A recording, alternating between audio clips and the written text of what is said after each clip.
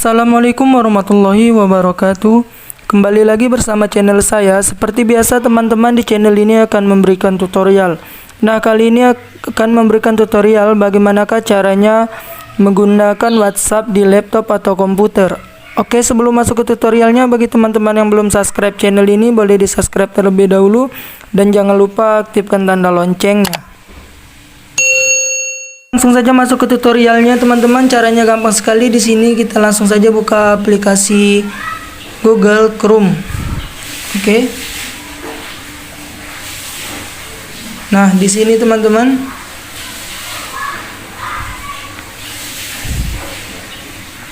di sini silakan diketik WhatsApp web. Ini. Oke, silakan pilih yang bagian atas.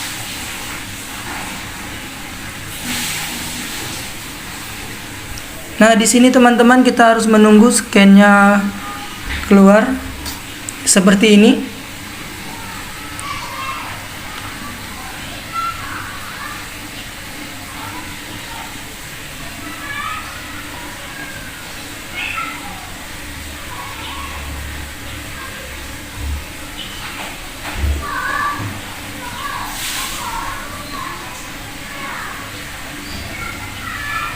Nah, ini dia teman-teman scan-nya, yang ini yang kita perlukan untuk memasukkan WhatsApp di HP kita ke komputer tersebut, ke laptop tersebut.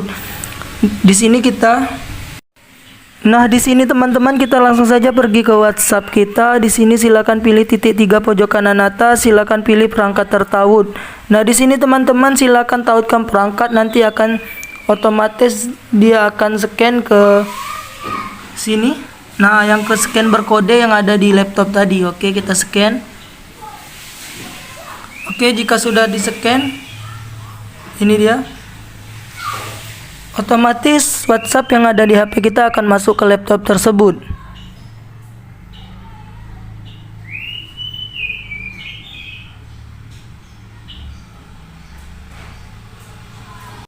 Ya teman-teman, bisa dilihat yang WhatsApp kita sudah masuk ke laptop. Caranya gampang sekali. Oke, mungkin ini saja tutorial dari saya. Semoga bermanfaat. Saya akhiri. Selamat beraktivitas. Wassalamualaikum warahmatullahi wabarakatuh.